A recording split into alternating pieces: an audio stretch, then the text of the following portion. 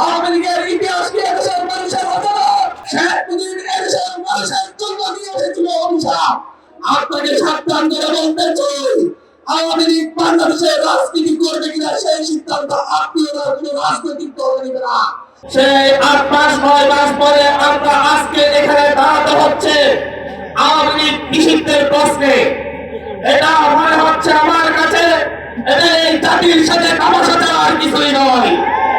আমাদের এই শহীদ আহত ভাই বোনদের সাথে তামাশা করা হচ্ছে যে আওয়ামী লীগকে এই দেশের ছাত্র জনতা ঐক্যবদ্ধভাবে 5ই আগস্ট দাঁড়িয়ে দিয়েছে তাদের নিষিদ্ধের জন্য আবার রাজপথে নামতে হবে।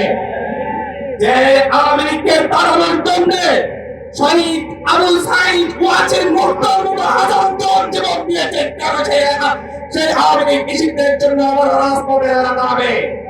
আওয়ামী লীগের ইতিহাস কি আমাদের অজানা?